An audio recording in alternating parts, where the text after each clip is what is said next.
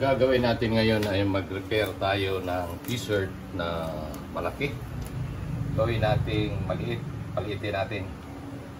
So may sukat tayo na sinusundan na ang lapad ng katawan niya ay 19.5 lang hanggang sa baba, 19.5, at ang ating balikat ay 16. So sa 16 na yan, laki yung masyado. Yan, 16, napakalaki natin tatanggalin. Aabot pa ng aabot pa ng 1, 2, 3, 4 inches ang tatanggalin sa balikat. Dito naman sa katawan, mayroon tayong tatanggalin na 2 inches. 2 inches ang tatanggalin natin. So bali times 2 yung 4 inches, o 2 inches equals 4 inches. So malaki talaga. So kailangan natin na paliitin natin, tanggalin natin yung sobra, yung malaki. So hindi tayo magtatagal, simula tayo kaagad. Ang ating gagawin ay ganito para madaling maunawaan, para sa mga baguhang magre-repair, bago magre-resize ng mga t-shirt, ay dito tayo. Yung tahi dito, yan ka magsisimulang magsukat. Tapos yung 19.5 na lapad ng katawan, yung laki ng katawan, yan tayo. Tapos yung sobra, ito yung ating susukatin. Ayan, kung ilan. So may sobra tayong 2 inches, hatiin natin yan. So 1 inch. So yung 1 inch, guhit ka ng 1 inch yan sa kabila, at guhit ka rin dito ng 1 inch. So yan. So ganoon din dito sa kabila. Din tayo dito. Susukatin tayo diyan. So tahi sa tahi. So dito 19.5. So meron din tayong 2 inches sobra dito, 2 inches. So yun, tiklop natin. Pagka tiklop natin, kuhanin natin yung kalahati. Yan, sa kalahati sa 2 inches ay 1 inch. Ayan, nakuha na natin, sukatan na natin, at atin na siyang guhitan.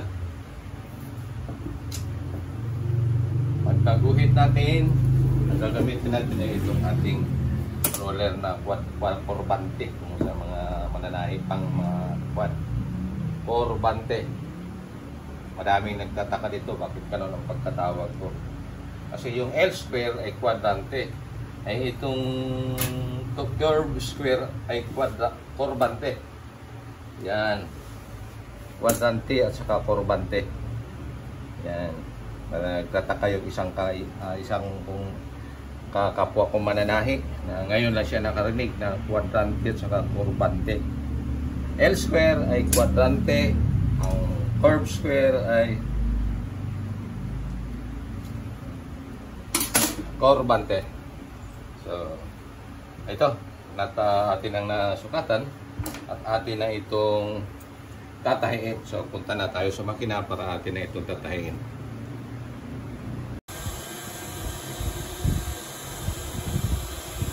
Atin na itong tatahiin. Abangan nyo ng maigi yung ating pagtuturo, dahil mayroon pa tayo doong manggas kung paano natin sa gagawin. So gawin natin detalyado ito para sa mga magre-repair ng mga baguhan, para bukuhan nila talaga kung paano ang paraan. So dito na tayo, magtatahi na tayo. Hawakan na natin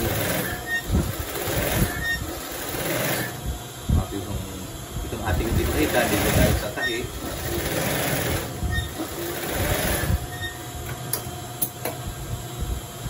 Okay, gupitan natin para sa magtira tayo ng para sa allowance ng diujingan natin.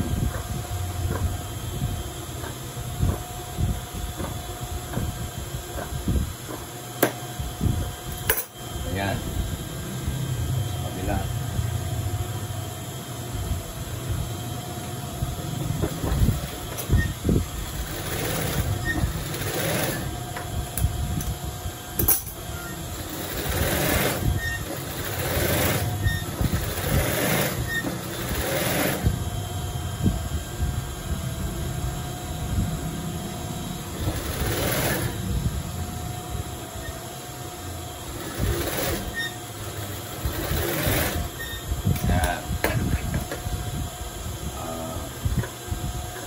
Bibira tayo ng pang-age sa aging. Gawing alawang ito. Aging na natin yan dyan. So, natapos na ang ating pagtahi. Agingan na natin ito siya. So, agingan natin. So, doon tayo sa aging.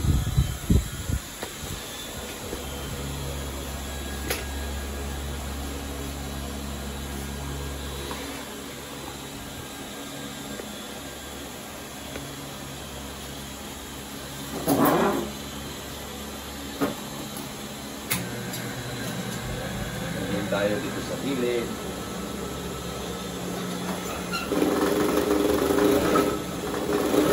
Pre-dredge lang itong ating aging.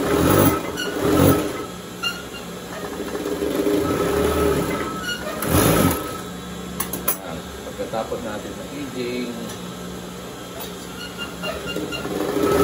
ay atin itong agingan din ang kabila. Tapos ng kabila, dito na naman tayo sa laylayan. Sa laylayan, agingan natin.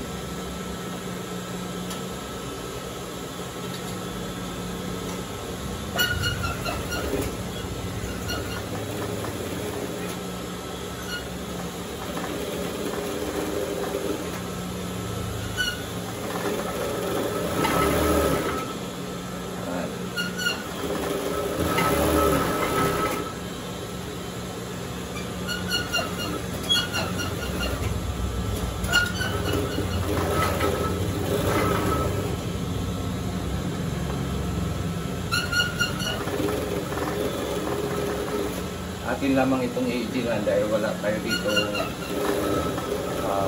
tawag dito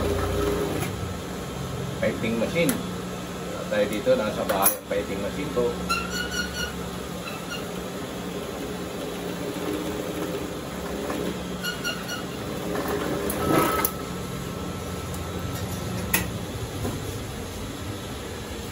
Ayan. Tayo. Balik naman tayo sa single.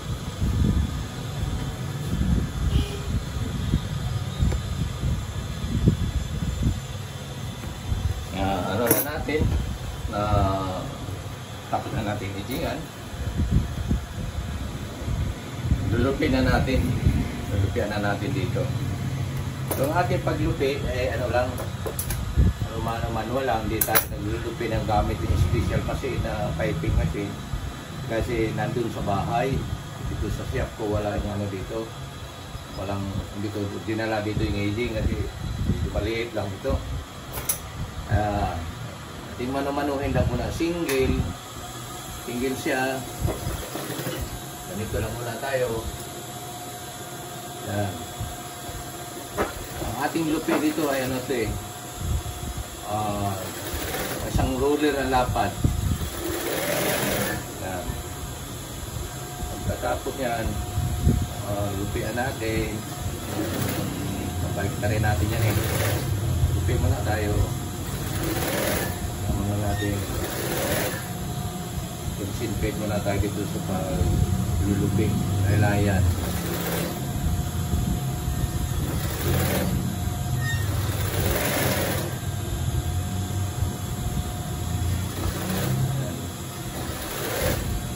Tinandaan ko na yan eh, mga isang roller yan. Dapat napakain na ng konti sa aging.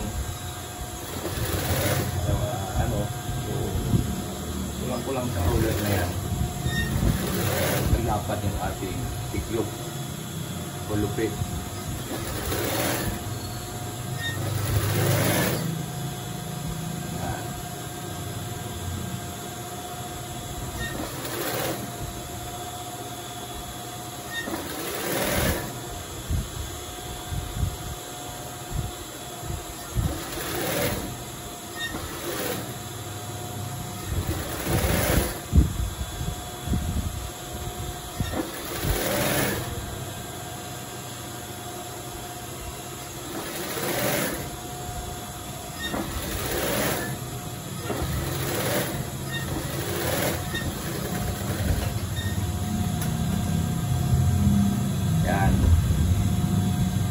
pasadahan na natin ang unang pasada.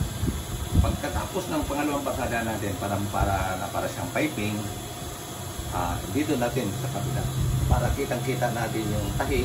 Kahit pag dito tayo sa kabila, hindi kaya mong kita, pero dito kitang-kita. Ayan, isang pressure foot ang layo, ang distansya. Ayan. Tandahan lang tayo dito para maintain yung lapad, hindi siya gigiwang-giwang. Maintain lang ha, tandahan lang na patak. Huwag tayong magmamadali. Ang atin dito para maganda yung resulta, maganda ang pagkagawa. Yan ang ating habol dito kahit tayo nagdahan-dahan. Kung patakbuhin natin ito ng matuloy, mabilis, baka sumimplang yung ating tulak, ang ating patakbo, ay lalapad yung tahi.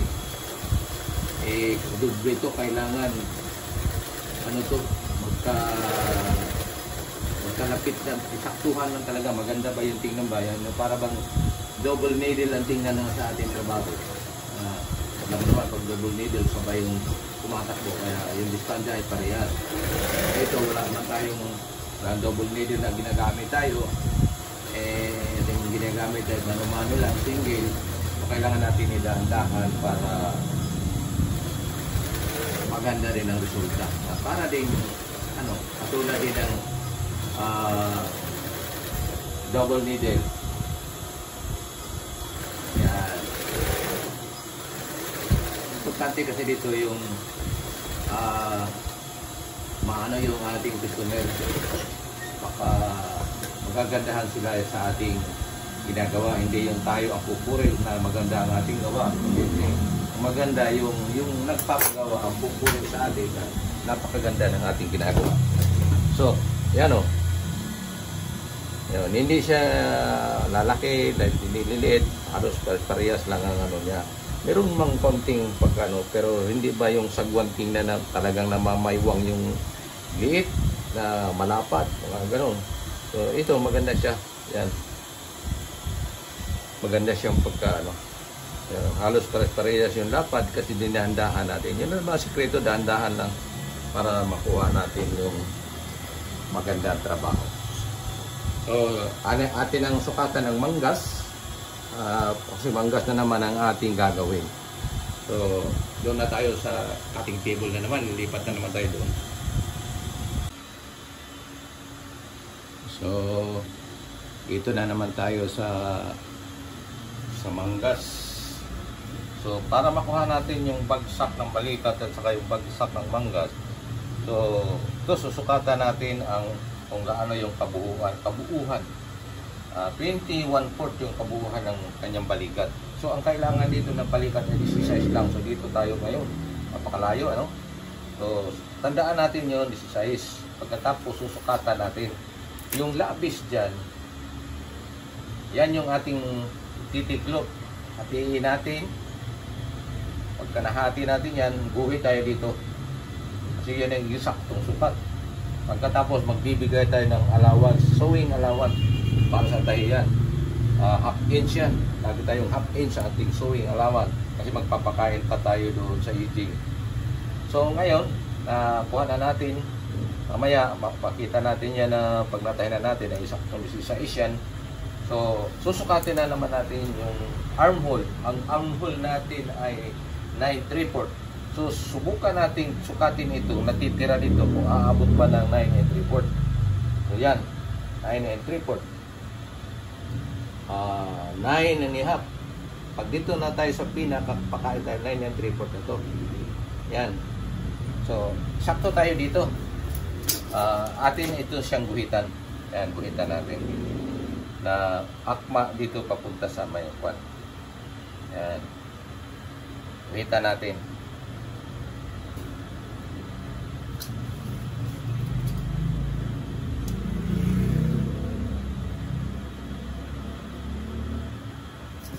Sukatin natin uli.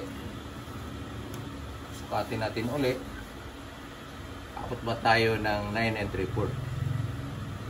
9 3/4. Ayan. Ang sukat niyan dito kasi doon pa ang pakain yan. So dito tayo sa loob. Papakain tayo ng half inch. Natin 3/4. 9 and 3/4. Yan, 9 and a half. O, tolerance na ito. Positive or negative 1/4 ay ano na yan. Pasok na yan sa ating kinukuha sukat na 9 and 3/4. So, negative tayo ng 1/4. Pero pag tahi na natin ito, sakto itong 9 and 3/4, sigurado yun kasi magbabanat-banat pa na ng kaunti. Magbabanat pa ng kaunti. So, ganun ang ating style sa pagkuha ng ng manggas paggagawa sa manggas. So, ngayon, ang gagawin natin, sabay natin siyang tabasin. Lupi natin, ganyan. Pagkatapos, atin siyang i-arrange. I-arrange natin ng maigi. Para pagtabas natin ay pagsabayin natin silang dalawang tabasin. Yan. Yan o. Ano na natin? Ganyan na ang forma. So, anin na natin dito. Tabasin na natin ito dito. Yan. Tanggalin na natin itong labis.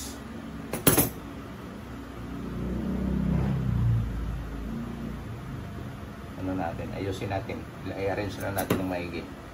Ito na. Yan.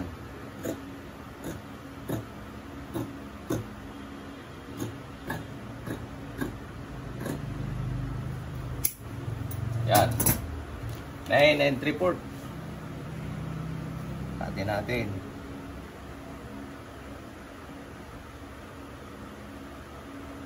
Nine and 3/4. Sakto tayo dyan. Yan. Dito na naman sa armhole, ay dito sa manggas o sleeve. Dito na naman tayo ngayon. So ito, ang ating sleeve opening ay 7 inches. So patay ng 7 inches dito. Yan, 7 inches. So diyan lang, hanggang tayo dyan. Tapos yung sa kilikili ay 2 and a half. Magbibigay tayo ng half inch na allowance. So magiging 3 inches. Dito sa kilikili tayo, 3 inches tayo dito. Yan. Tapos ang ating manggas ay 16 yun, 16. Tapos 16 siya, 16 tapos 16 hanggang 22 imedya ay meron tayong manggas na haba ay sa 17, 1, 2, 3, 4, 5, 6 6 and a half ang haba ng manggas natin.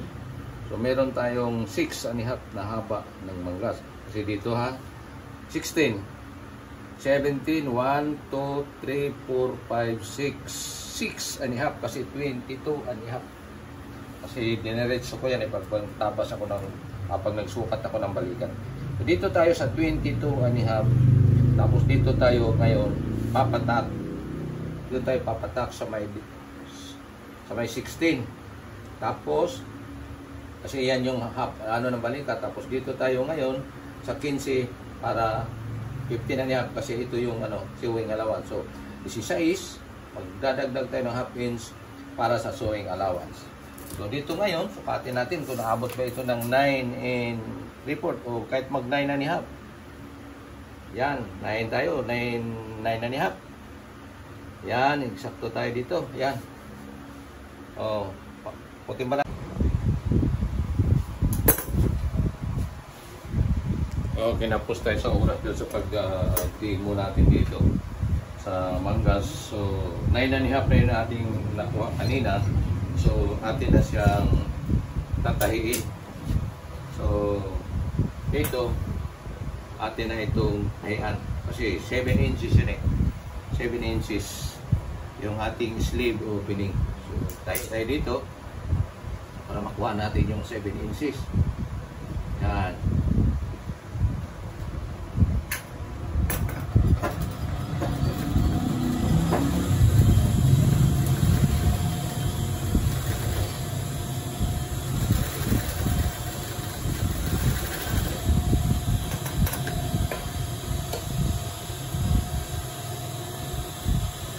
Atin siya para siya lumambot kasi makapal hindi natin siya biyakin makapal yan hindi natin siya biyak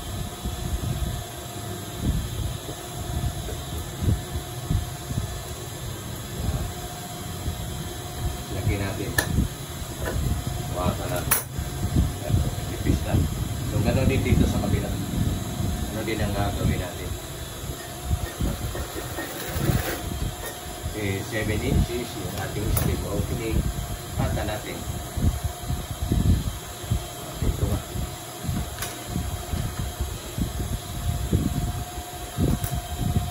Yakin na lang natin muna bago natin tainin. Para mabiyak siya. Lumambot.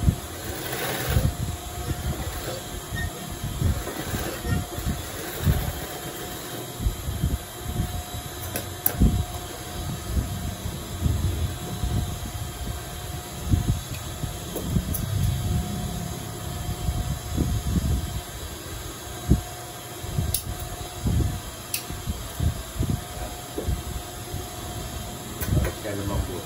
Yan ang biyakin. So atin na ito siyang agingan para kita natin kung paano na talaga resulta.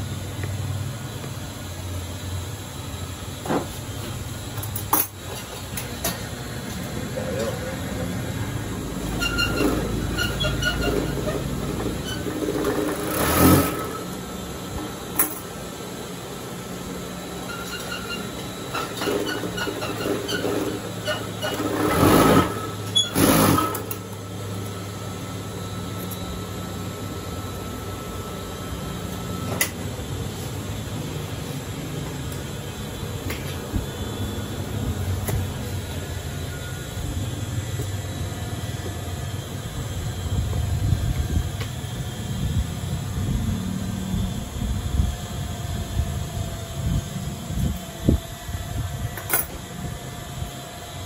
Atin muna itong i-arrange to at tahiin sa dulo yung eating, dulo ng kapusa ng eating para kahit labahan siya, hindi siya ninis-nis, hindi magkasabog-sabog yung tahi. Dapat hayaan pa natin sa ibabaw para sigurado tayo na matibay ang ating trabaho. Malinis, matibay. Tapos ito, ano natin, atin na siya, spinach, para naka-permanente, siya nagalaw-galaw pa. Yung hawi niya, importante yun. Tapos atin siyang sentrohan, lagyan natin ng pitihan natin, palatandaan natin. Yan ang pinapasentro. Lagyan dito sa isa. Gawin natin.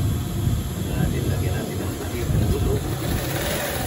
Matibay ito sa trabaho natin para kahit iwasin masita nila ito ay hindi talaga tatanggal yung tayo.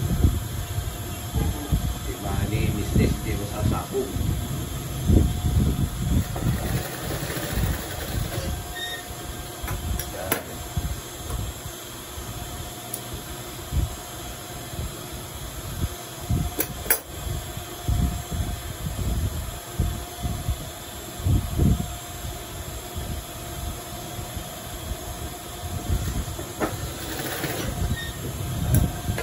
Peanuts.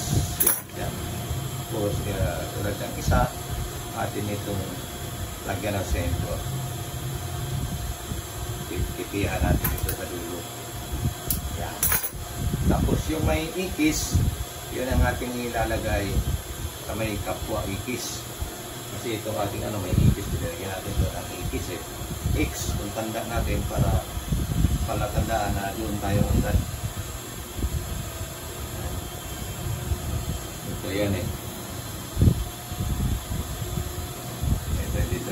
Malabo lang kasi lapis ang dyan. Malabo. Ikit yan. Malalaman naman natin din ito. Pero nakasugot na sinuli. Tip. Mamaya na natin tanggalin yan. Muna natin. Pasok muna natin.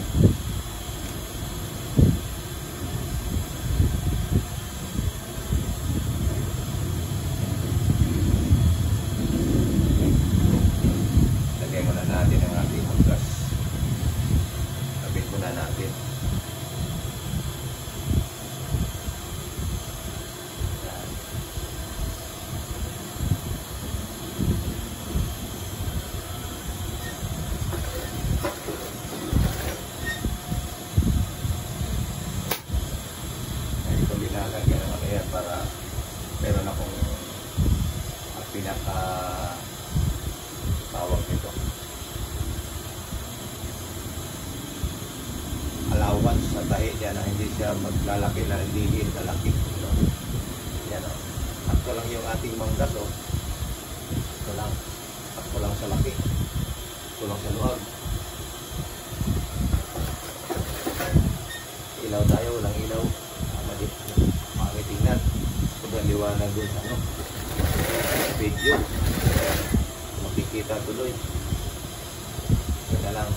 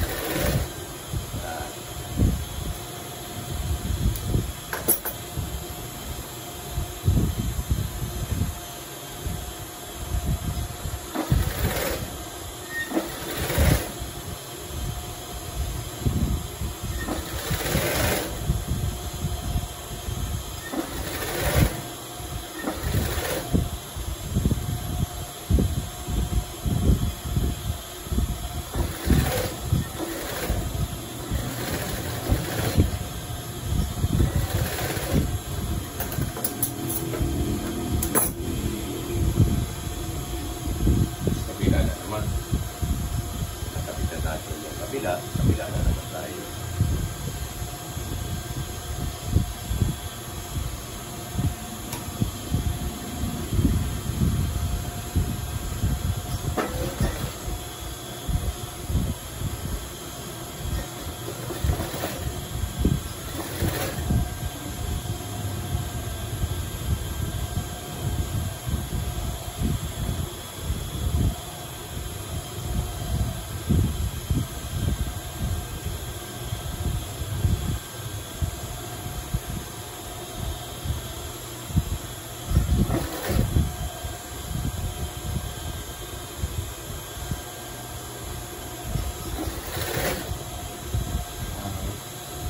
Bilog kasi ito mga putol pag tinatahi natin.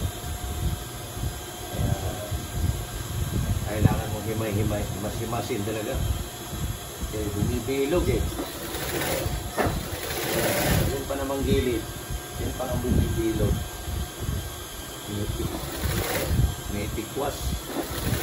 Baga.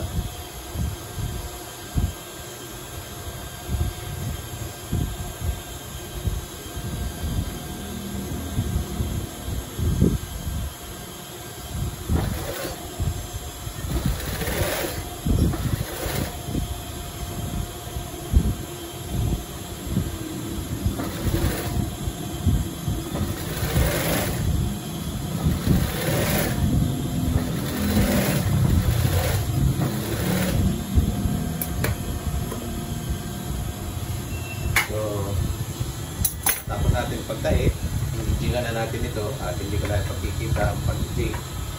Ano na lang, pagkatapos na nito sa pagpakita sa inyo kasi susukatin natin, nakuha ba natin yung isa.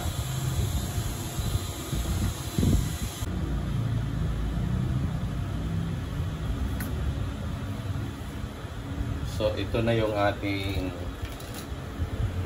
ating ginawa. Sukatin na natin. Simulaan natin sa balikat. 16 ang balikat natin hanggang 22.5 sa manggas. Yan. Meron tayong saktong sukat. Labis ng 116. Kahit 1/4 pa yan, tolerance na yan. Kailangan kasi sa bawat tahi natin meron tayong tolerance. Hindi yung napaka-fix naman talaga. Kailangan may tolerance tayo. 1/2, 1/4. Yan ang mga tolerance sa tahi. Ibig sabihin yan, umulang man o humigit sa mga ganong sukat ay sapat na yon, sakto na. Okay na. Yan, 19.5 tayo. Yan, 19.5. Pati dito sa baba, 19.5 din tayo. Yan. 19.5. So, sakto ang ating pagkagawa. So, tsaka dito walang mga kulubot-kulubot. Yan, okay lang yung pagka tahi. So ito ano na natin sa customer ito, customer na ang sa atin na okay, maganda ang ating gawa. Hindi yung tayo ang mismo magsasabi na maganda yung ating gawa. Kundi mas masarap pakinggan ang customer magsasabi sa atin, ang ganda ng gawa mo. So ito yung ating ginagawa na pag-resize ng t-shirt. At para sa mga nanonood sa akin, maraming salamat. At kung ikaw ay baguhan pa sa aking YouTube channel, paki-subscribe lang, share and like para dadami po tayo magkaibigan sa Facebook, at tulong na rin ninyo sa akin ang inyong pag-subscribe. So ulit, maraming salamat sa inyong lahat na sumusubaybay sa aking mga pagtuturo.